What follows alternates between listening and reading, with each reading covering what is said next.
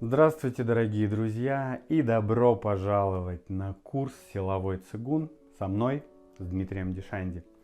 Наш курс будет состоять из 3 модулей по уровням сложности, на которых я вам расскажу, что такое цигун, про меридианную систему нашего тела, зачем нужно знание про меридианную систему, как это помогает в жизни быть более здоровым, счастливым, богатым, научиться в первую очередь управлять своей жизнью, своим телом. Первое и самое основное, что нужно понять, что такое цигун.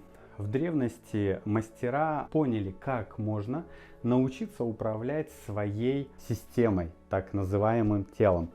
Система цигун переводится с китайского как ци– это жизненная энергия, гун– контроль, движение, действие, управление. Как можно научиться управлять своей жизненной энергией? Китайцы называли это ци. Вся наша жизнь состоит из уровня этой ци, и бывает разная ци. Если сейчас говорить языком более современным, и я постараюсь не использовать китайскую терминологию, ци гун это hormone management, то есть это управление гормональной системой. Как по собственному желанию научиться менять свои состояния, свои эмоции, свои гормоны. Базовое, что нужно понять, в нашем теле есть 2 вида гормонов. Это гормоны тонизирующие и гормоны успокаивающие. И все в нашем теле, в окружающем мире работает именно так. Что-то тонизирует, что-то успокаивает. Например, утром вы просыпаетесь, состояние утренней тонизации, вечером такое более спокойное, и вот эти ритмы, они повторяются всю нашу жизнь. Летом состояние более раскрытое, зимой оно более закрытое. И вот эта вот дуальность, она прослеживается везде. В Китае есть такой символ инь-ян, и вы наверняка его видели, у многих ассоциируется это с мужским, женским. На самом деле это 2 вида энергии. Энергия раскрытия и энергия закрытия. Вот можно оперировать для начала этими 2 терминами. Также наверняка вы слышали закисление и защелачивание, да? pH-баланс, кислотно-щелочной баланс. И также наши, я уже сказал, нейромедиаторы работают на тонизацию, возбуждение и на успокоение. Возбуждение равно тонизация, успокоение, я могу использовать такой термин, как седатация. Инь-ян кому-то будет понятней, кому-то возбуждающие и успокаивающие гормоны. Китайцы научились управлять вот этими вот состояниями, гормонами. Они нашли, что в нашем теле есть 12 основных меридианов, которые привязаны к органам нашего тела. Сейчас в первом модуле мы с вами рассмотрим только вот эту дуальность. Будем называть ее раскрытие и закрытие. Или Тао и Хум. Это 2 основных состояния. Первое, что нужно усвоить на первом модуле силового цигун. Далее я покажу вам упражнение, как можно с помощью тренажеров тонизировать эти меридианы.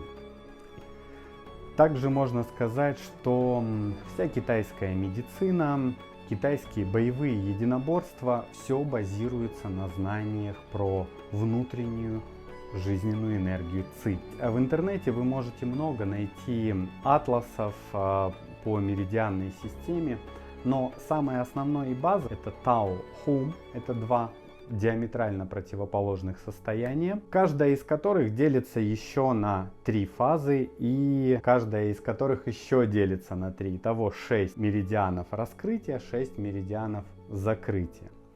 Также китайцы разделяют пульс на 2 основных состояния. Это центробежный, который растекается в стороны, и центростремительный, который сходится в центр. Для информации.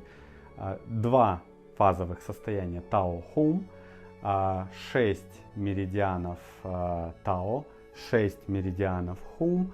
Каждый из меридианов привязан к тому или иному органу. И на каждом меридиане есть еще где-то от 15 до 70 точек. На каждом есть меридианы, которые там по 70, 68 точек содержат. Есть меридианы, которые 18, 20 точек. Наверняка вы слышали, видели шиатсу, иглоукалывание, да, когда тонизируют те или иные точки того или иного меридиана с помощью иголок.